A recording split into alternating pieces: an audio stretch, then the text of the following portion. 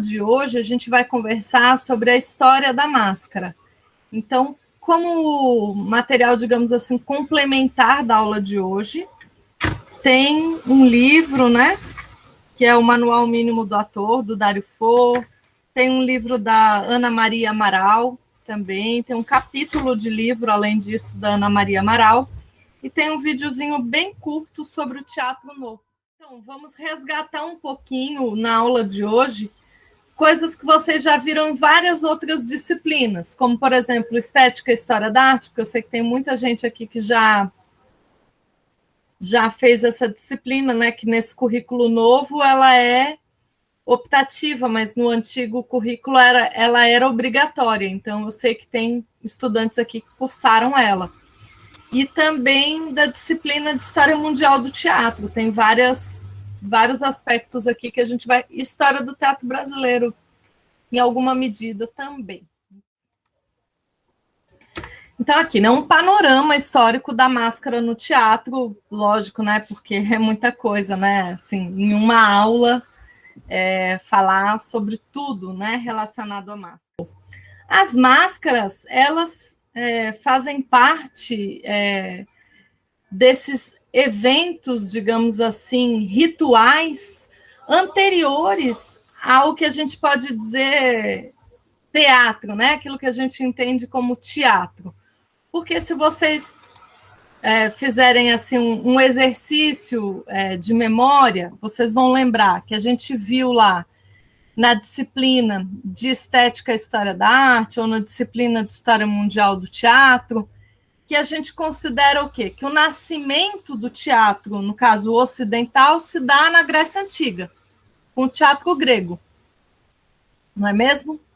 Né? Que a gente fala, né, sobre as tragédias gregas, sobre a poética de Aristóteles, sobre esse momento em que, nesses festivais em honra a Dionísio, né, esse personagem, né, esse ator, que é considerado o primeiro ator, Téspis, né, se afasta do coro e começa a dialogar com esse coro, né? Então, a gente tem aí o primeiro ator, né? E aí, a partir desse ator, Téspis, que faz esse diálogo com o coro, a gente vai tendo uma série de acontecimentos, como, por exemplo, o estabelecimento dessa figura, que é o protagonista, digamos assim, esse primeiro ator, e depois o antagonista, e assim por diante, né? Esses personagens que dialogam entre si.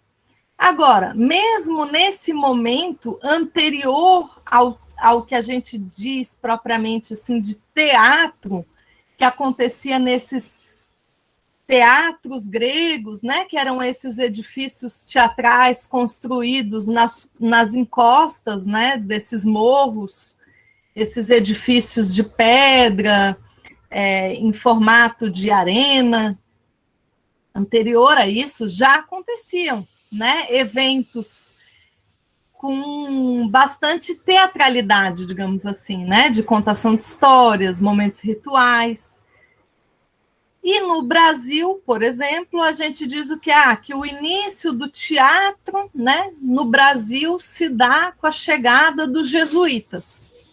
Se dá com a chegada dos jesuítas, e aí, a partir daí, a gente tem, digamos assim, o nascimento do teatro brasileiro, vamos supor.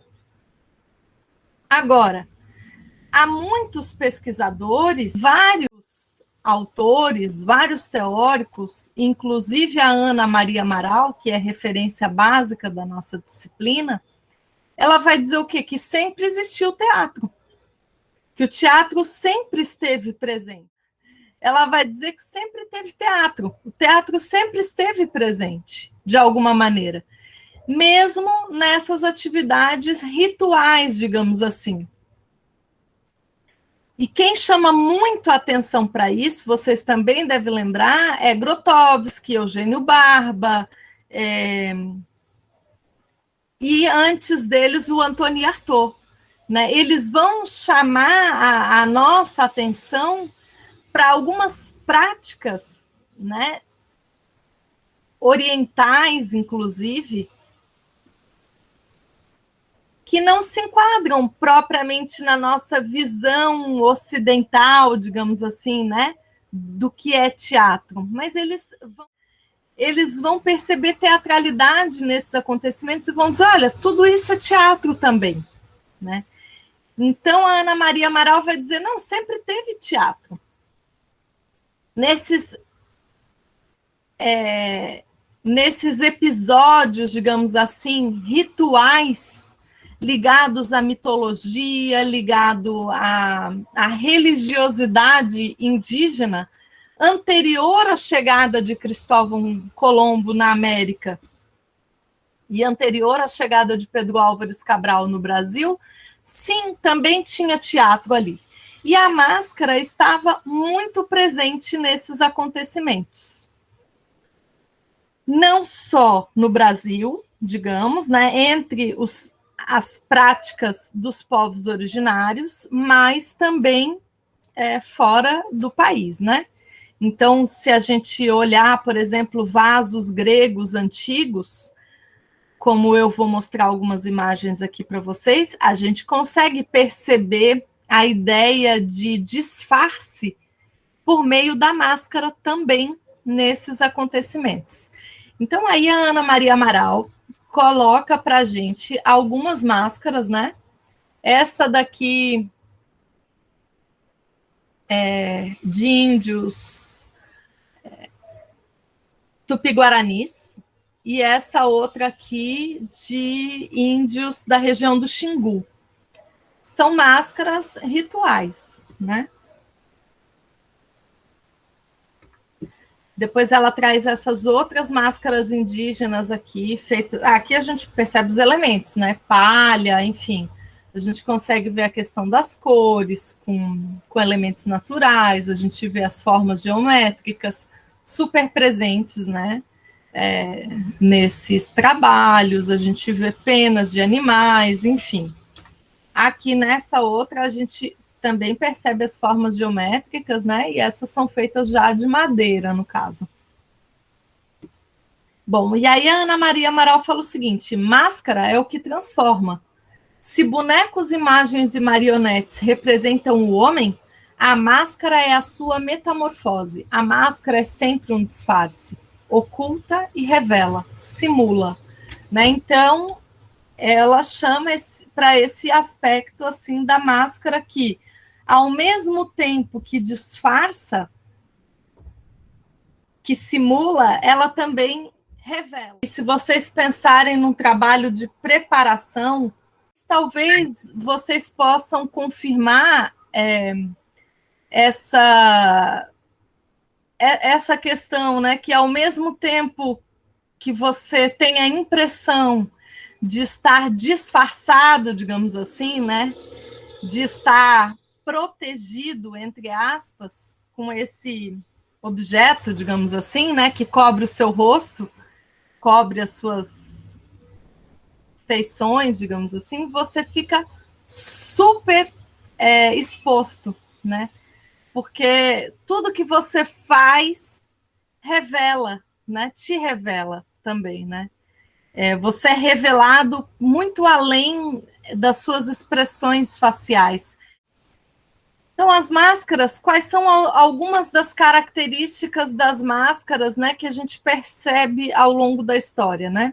Máscaras contam histórias, para além das palavras, né? Então, assim, se você tem uma máscara inteira, né, não uma meia máscara, e você não fala absolutamente nada, mesmo assim ela conta uma história, né? Ela diz coisas, né? Não só em relação, digamos assim, ao ator propriamente dito, quando você está usando uma máscara neutra de treinamento, vamos supor, mas também ela conta a história relacionada àquele personagem, né? Quando a gente está usando uma máscara expressiva, por exemplo. As máscaras contribuem sobremaneira no processo de preparação do ator, isso está posto, né? E aí o nosso livro aí como referência, gente, eu recomendo muito, assim, quem se interessa, né, no trabalho do ator, ler essa obra do Jacques Lecoq, é realmente imprescindível. E as máscaras tiveram usos ao longo da história da humanidade diferenciados, né? Então, ritualístico, como eu mencionei no início, né? Com os nossos povos originários, digamos assim, religioso, de proteção, inclusive proteção sanitária, festivo, né? Imagino que a maioria de vocês, em algum momento, já usou alguma máscara de carnaval, ou, enfim, numa festa fantasia, como adorno e, inclusive, teatral. E todas essas máscaras, digamos assim, que são utensílios, né? Máscara de proteção de trabalho, máscara de proteção sanitária, elas também podem ser levadas, digamos assim, para o espetáculo. Então, aqui, né, uma imagem de uma máscara dessas que a gente vem usando aí comumente, né? E uma máscara dessa levada para um espetáculo. Aqui, no caso, é a companhia Birmingham Royal, de Londres, em 2020, que eles usaram máscaras e tutus, né, num espetáculo para que os bailarines, digamos assim, né, se preservassem e também tivessem um certo distanciamento social entre si, né, dançando. Essa outra imagem para vocês aqui, que era a antiga máscara de proteção medieval, né? E aqui a gente tem uma cena da Bela e a Fera no cinema. Na Idade Média, eles usavam essa máscara para tentar se proteger da peste bubônica, né? E, inclusive, eles não sabiam, né, no início, como é que se dava o contágio. E aí dizem que eles colocavam no bico da máscara coisas para soltar um cheiro bom, porque eles ficavam com medo, por exemplo, de que fosse o cheiro ruim que emanava dos doentes que gerava o contágio, né? Eles não sabiam de onde estava gerando. Pronto, aqui tem várias máscaras de trabalho, né? Claro, tem uma máscara aqui de antirradiação nuclear, no caso, né? Que seria assim para um ataque nuclear, mas tem assim máscaras usadas aí comumente pelos trabalhadores de acordo com a necessidade. Agora, esse tipo de máscara também pode ser usada no espetáculo, né? Aqui temos alguns exemplos, né? No caso aqui no caso é escudo facial. Essas imagens são dessa ópera Curl River, do Benjamin Britten, que quem já mostrei essa imagem, ou pelo menos uma delas, na disciplina de História do Figurino, quem foi meu aluno em História do Figurino. Enfim, já cenografia, já mostrei essa imagem para quem foi meu aluno de cenografia, minha aluna. Esse espetáculo, eles estão usando roupas de trabalhadores e como cenário eles usaram a própria IMPA, né, a própria antiga fábrica da IMPA, e tem esse tipo de máscara também incorporada à estética, digamos assim, do espetáculo, né. Aí a Ana Amaral fala o seguinte, Ana Maria Amaral ela diz o seguinte: no Ocidente está presente na origem do teatro grego. Durante toda a Idade Média, surge nas manifestações de teatro popular. Já com o pensamento racionalista, a máscara é afastada do teatro europeu e nos últimos 3 séculos torna-se simples adorno, mas retorna no início desse nosso século, caso ela está falando do século XX, né? Por influência da arte africana e pela descoberta do teatro oriental, principalmente do teatro novo, por artistas e intelectuais europeus. Vocês devem lembrar que Antoni Artaud, Brecht, Meyerhold, Grotowski, Eugênio Barba, Peter Brook, todos eles vão beber, né, no Oriente, assim, digamos, né, das fontes do Oriente para trazer para os seus espetáculos. Então, por isso que ela fala, né, descoberta do teatro oriental. Desde a primeira metade já do século XX, ali por volta de 1930 até meados do século XX, né?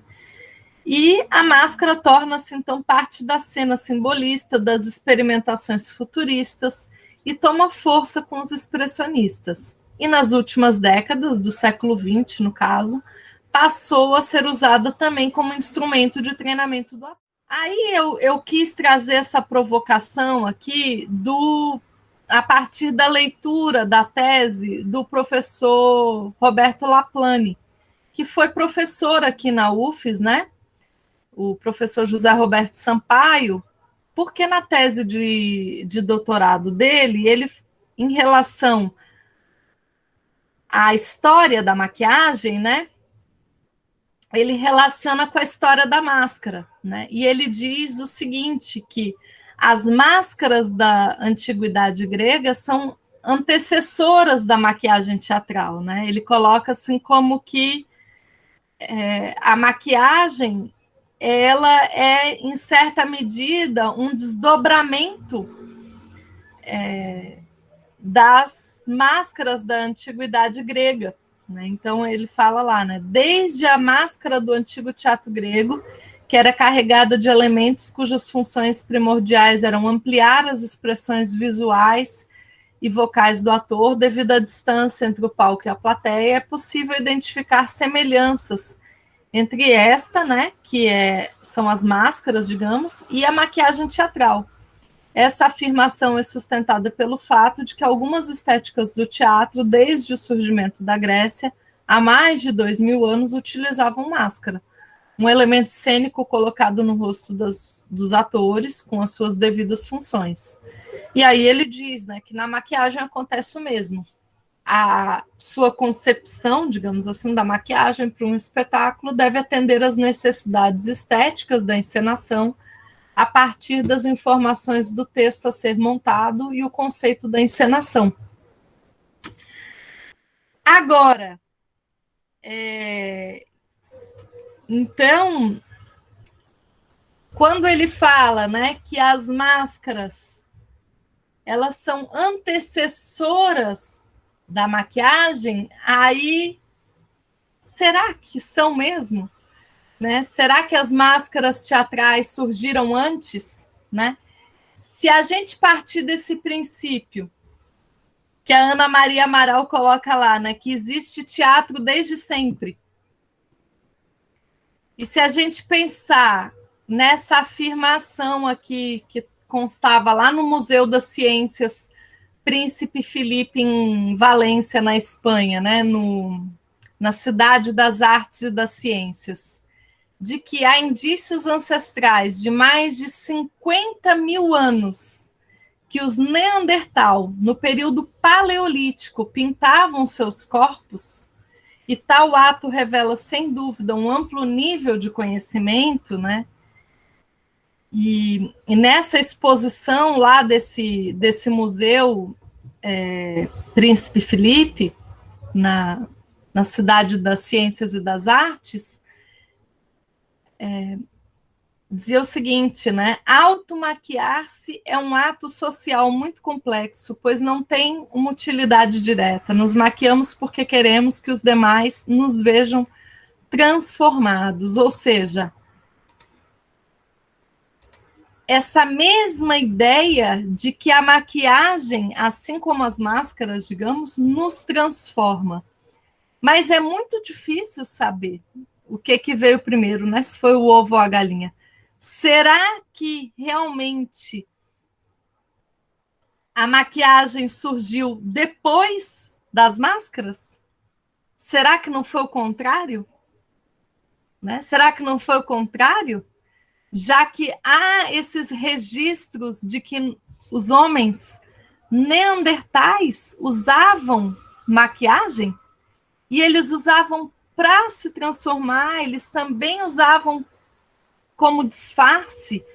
Se a gente for fazer um exercício de imaginação, né, tentar fazer um exercício de imaginação, de pensar nos povos originários, né, primitivos, ou mesmo das questões deles diárias, né, da necessidade, por exemplo, de passar, sei lá, barro no rosto para se mesclar com a natureza e poder caçar um animal, vamos supor, né? Será que... Aí você pode dizer, sim, mas as máscaras primitivas, eles também usavam pele de animal para se disfarçar, folhagens,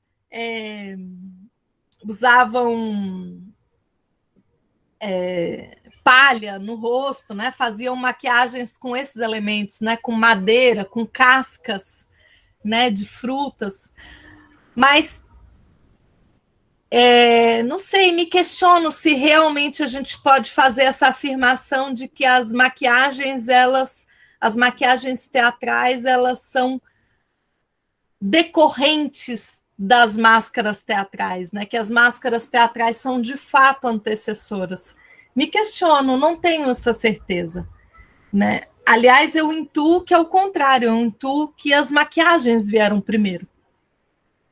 Maquiagens feitas com barro, maquiagens feitas com caldo de plantas, maquiagens feitas com sangue de animais, né? Maquiagens feitas com elementos diversos, usados tanto em atividades cotidianas, como a caça, como nas atividades deles de danças rituais, né? De representações rituais. E talvez até de forma concomitante. Maquiagem e máscara. E é isso, né? Eu acho que essa relação máscara-maquiagem, né? Está intimamente ligada, né? Intimamente relacionada. E é muito difícil saber o que veio primeiro, né? É muito difícil a gente fazer essa afirmação. Agora, fica isso mesmo, né? Para a gente ficar pensando, né? E aí aqui as máscaras no teatro grego, então, né? Já que a gente fala tanto sobre teatro grego, né? Que seria assim, tradicionalmente a gente pode considerar que o nosso teatro ocidental ele surge ali, né?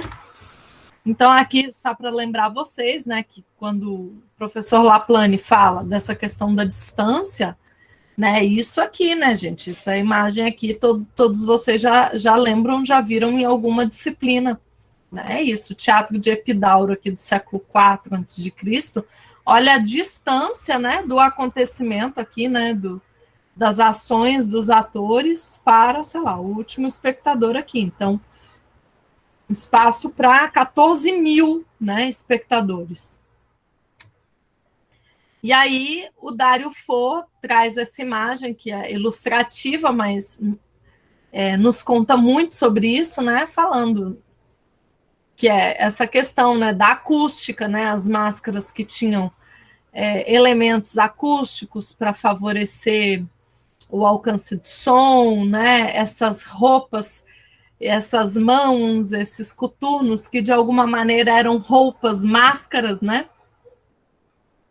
E a Neri, que estuda sobre a evolução da indumentária, a Marie Neri, né, ela diz, os atores usavam máscaras para identificar o gênero, a idade e as emoções dos personagens, e usavam coturnos e capas com mangas largas para ampliar sua figura, criando uma aparência maior que a natural. Então, é interessante essa afirmação aqui, né, dela, coaduna com a imagem do Dario Fo, e inclusive o livro do Dario Fo está disponível para vocês. Aqui uns exemplos, né, de máscaras gregas. Então, cada personagem, né, ele tinha um tipo de máscara. Aqui a gente tem uma máscara cômica, aqui uma máscara trágica, aqui uma máscara da nova comédia, aqui uma máscara representando um escravo, né? E, inclusive, as máscaras, né, a máscara da tragédia e da comédia, todo mundo sabe que é o símbolo, digamos assim, do teatro. E vem dessa época, né? Das máscaras gregas. Aí aqui mais uma imagem, né, do livro da Margot Bertoldi, que é esse livro História Mundial do Teatro, uma máscara de uma heroína da tragédia, e aqui ao lado uma máscara de um escravo. Essas máscaras foram encontradas, né, por arqueólogos e estão em museus na Itália. Agora, olha que interessante, né? A Margot Bertoldi traz essa imagem aqui de uma pintura num vaso e a gente consegue ver aqui máscaras, dois tipos de máscaras, máscaras antropomórficas e máscaras zoomórficas, né? Ou seja, aqui a gente tem a flautista e coro com trajes de cena, né? O flautista está aqui e aqui o coro com traje de cena, representando cavaleiros e seus cavalos. Então, aqui a gente tem os cavaleiros e aqui os cavalos. A gente consegue ver bem, né, que esses atores aqui estão usando máscaras. Então, eu, assim, eu fico encantada, porque a gente vê dois tipos de máscaras também,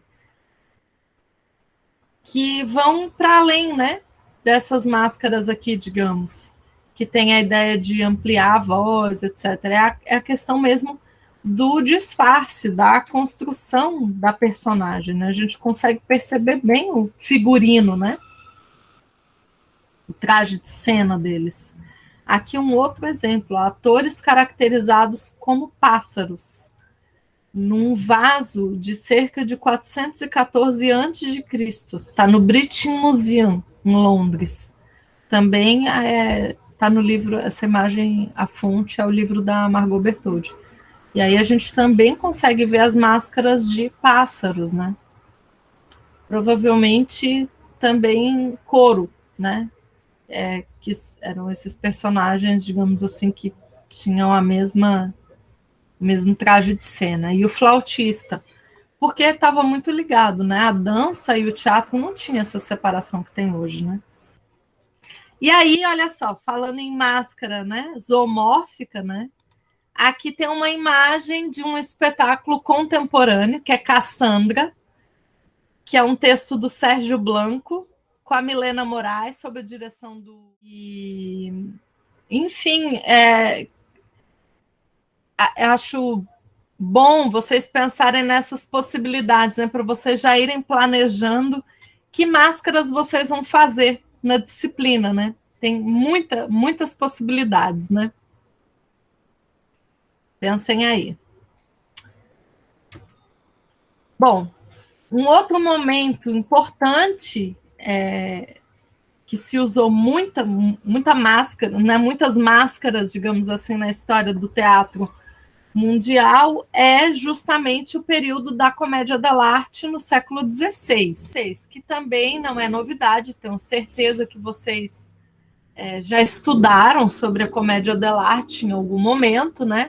E aí aqui uma imagem da trupe de atores italianos, desculpa, Gelossi, no final do século XVI, e aqui a gente consegue ver, tem uma base, mas assim, quais eram esses personagens, então? Lembrando, né? O Zani, personagens que eram servos, digamos, provenientes de Bérgamo, guloso, aparece em dupla, né? Então, quem eram os Zani? O Brighella e o Arlequino. A gente ouve muito falar do Arlequim, né? Tenho certeza que todos vocês já ouviram falar do Arlequim em algum momento, né? Quais eram as características do Arlequim? Ingênuo, preguiçoso, exímio dançarino, confunde as ordens recebidas. E a aparência do Zani, então? Máscara, meia máscara feita de couro, barba descuidada, chapéu de abas largas, calças largas e bufantes, e uma arma de madeira presa ao cinto. Mas, em relação à máscara, essa ideia da meia máscara, né? Essa meia máscara feita de couro. A gente vai ver algumas outras imagens do Arlequim mais adiante. Aqui, o Brighella e o Arlequim, então, né? Aqui a gente tem eles têm os mesmos elementos, né? A espada na cintura, enfim, né? As calças largas, mas com algumas diferenças, né? Porque o Arlequim é essa coisa da roupa de losango, colorido, e o Brighella uma roupa mais branca, digamos. E aqui um exemplo de máscara de Arlequim, de Brighella, e um exemplo de uma máscara do Arlequim. Na dupla cômica, né? É como se fosse o Augusto e o Branco, o gordo e o magro, enfim, né? Eles têm, digamos assim, essas personalidades que se contrapõem, né? Para fazer essa dupla, esse jogo cômico. Outro personagem que usava máscara na comédia dell'arte, né? Pulcinella, de A Cera. Vocês vejam que eles sempre fazem menção ao lugar, né? Como se fosse assim, o Manezinho da Ilha, né? Para quem não sabe, o Manezinho da Ilha é esse nativo, né? Da ilha de Santa Catarina, Florianópolis, e, enfim, tem personagens cômicos, enfim, a partir disso, né, dessa figura, né, o Manezinho da Ilha se faz graça a partir disso, tá, o cara que fala rápido, é descendente de português, enfim. E aqui eles também pegavam essa coisa do lugar, né, Pulcinella de A Cera, né, é o criado napolitano, sentimental, preguiçoso, guloso, fatalista, cruel, malicioso, egoísta, inigualável cantor, né? E daí sucessores, o Punk na Inglaterra, Politinelli na França, Petrushka na Rússia, Karspel na Alemanha, não sei se é assim as pronúncias, né, gente? Representava o elemento sinistro da vida. E aí também tem a máscara, né, dele. E aí a gente tem aqui, né, o Brighella, o Doutor, o Pantaleão, outro personagem da comédia dell'arte, né? E aí, ó, o Pantaleão, né, o papel paterno, desconfiado mercador de Veneza. Era o patrão do Zani, né? Ou seja, ele era o patrão do Brighella ou do Arlequim. Era velho, caduquices da velhice, rico, avarento negociante, complicava os planos dos namorados com as suas intervenções. Então, muitas vezes, ele era o pai da namorada, né? Alvo de gozação por possuir uma filha em idade de casar, ou por ser um cortejador tardio, ou por ser um marido traído. E aí a aparência clássica dele, o cavanhaque branco, o manto negro e o casaco vermelho, né?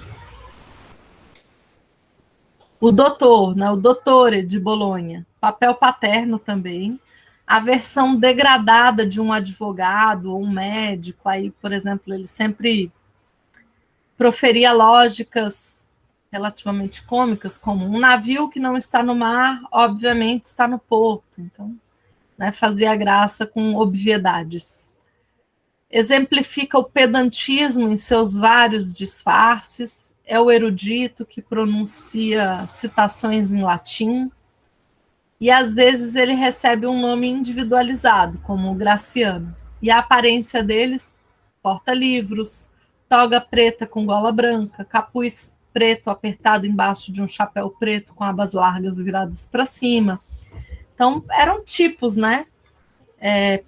Por isso que a gente fala, né, que os personagens da comédia dell'arte são personagens tipo. E aí, quando vocês forem construir a máscara de vocês, em especial a máscara expressiva, é bom que vocês pensem sobre isso, né? Máscara, que tipo de personagem que vocês querem construir com a máscara de vocês? Como é que pode ser o formato da sobrancelha? Né? Como é que pode ser o formato da boca, do nariz? Porque isso tudo dá informações sobre a personagem. É uma personagem mais gordinha, né? É uma personagem mais magra, né? Qual é o formato do nariz? Qual é o formato da sobrancelha? Né? A sobrancelha pode nos dar vários indícios, né? Em relação à personalidade dessa pessoa, né? se eu, de repente, construo uma máscara em que, né, tem uma expressão, né, uma ruga de expressão, né? Então, isso pode dizer muito sobre a minha personagem, né? A idade dela, as rugas de preocupação, a cara, né, de meio torta, meio de brigão, né? Então, quando a gente olha aqui essa imagem aqui, por exemplo, né, Briguela, nos dá a ideia de alguém assim mais encrenqueiro, né? Agora, de repente, se eu coloco lá uma máscara, né, com a sobrancelha arqueada, né, com um sorriso, de repente me dá a ideia de alguém mais doce, mais ingênuo, mais puro. E isso tudo tem que estar em questão, né? É bom vocês já irem fazendo esses esboços de desenhos, né? Planejando isso.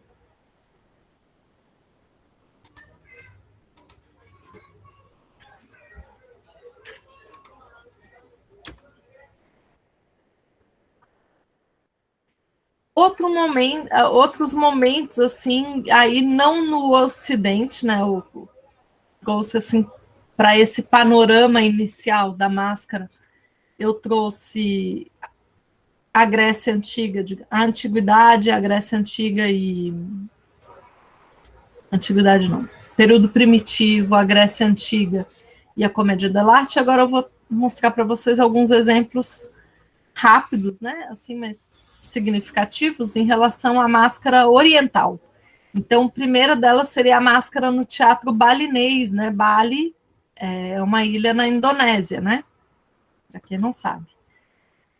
Então, uma característica do teatro de Bali são as suas máscaras, indumentárias e danças com ritmo e efeitos quase hipnóticos, segundo a Ana Maria Amaral, né?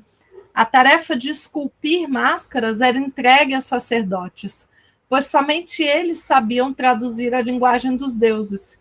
E antes de começar o seu trabalho de confecção, o sacerdote passava dias na floresta meditando. Em Bali, a árvore é um símbolo de meditação e as máscaras eram esculpidas com madeira das árvores consideradas sagradas. Quando a máscara estava pronta, o sacerdote imprimia sinais esotéricos na abertura dos olhos, nariz e boca, o que traria depois poderes a quem usasse, né? Então, essa relação entre o teatro, digamos assim, e o ritual, ela, no século XX, ainda estava presente no teatro balinês, por exemplo, né? E aí aqui tem uma imagem, então, de uma máscara balinesa. É linda, né, gente? E uma outra máscara significativa no Oriente também são as máscaras japonesas do teatro No, tem diferentes grafias, né? E aí, aqui é uma imagem, e, enfim, um texto, uma citação da Ana Maria Amaral, e ela fala o seguinte: a máscara é o seu elemento básico. Apenas os personagens masculinos são apresentados sem máscara. Os outros personagens, os femininos, os anciãos, os personagens fantásticos, não usam máscaras, né? Antes de entrar em cena, o ator contempla longamente o seu personagem, observa-o, estuda-o, depois de muito tempo de concentração, coloca o seu rosto na máscara. E não a máscara em seu rosto. Interessante esse trocadilho, né? Que ele coloca o seu rosto na máscara e não a máscara no rosto dele. Então, tem essa relação de respeito com a máscara. Se vocês assistirem os vídeos que eu estou disponibilizando para vocês, inclusive do grupo de teatro Moitará, que é esse grupo carioca, vocês vão perceber assim o quanto o uso da máscara no teatro, ela traz essa relação de respeito. Mesmo se vocês pensarem, por exemplo, no clown, né? Se vocês pensarem que a máscara do clown, que é o nariz, é a menor máscara do mundo, né? Vocês vejam que isso não é tratado de maneira banal. A construção de um clown, a construção dessa figura, que é um duplo de si, né? Que envolve toda uma preparação, todo um treinamento para você colocar essa máscara, não é algo assim banal, né? Eu acho que tem essa mesma ideia, né? Que você coloca o seu rosto na máscara e não a máscara no seu rosto. Né? Todo mundo que trabalha com máscara, de fato, tem essa relação de respeito com a máscara. Isso é muito importante, né? E aí, ainda assim, em relação ao no, né, ela fala que a Ana Maria Amaral, ela coloca o seguinte: uma característica sua é que os seus protagonistas estão sempre a caminho, ou seja, atravessando uma ponte, um jardim ou simplesmente o palco. Os temas se referem sempre a alguma coisa do passado, numa ação não realista, poeticamente acompanhada por um coro. O ritmo musical desse coro determina os movimentos dos atores. É um teatro deliberado e excessivamente lento. Cada pequeno gesto de pés, mãos, braços ou rosto é cuidadosamente medido e estilizado. Um passo pode significar toda uma viagem. E o mínimo giro de cabeça, uma negação. As figuras são dignas e austeras. Seus temas são o pecado, os problemas da alma, a vida depois da morte. Isso me lembra, assim, muito...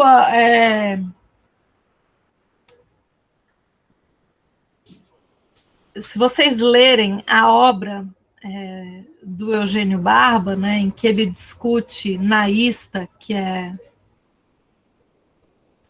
a Escola Internacional de Antropologia Teatral, ele discute justamente esses princípios que retornam, ou seja, os princípios recorrentes, tanto para os atores do Ocidente como os atores do Oriente, ou seja, os atores do Norte, os atores do Sul. Né? E ele procura identificar princípios comuns entre esses atores em situação de representação organizada.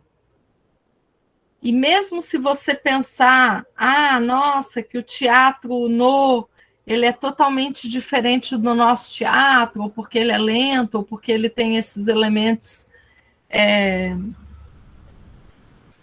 digamos assim, da parte cenográfica, muito diferentes do nosso, ou que a gente nunca tinha nos ocorrido, vocês vão ver e sobretudo porque tem codificação, né?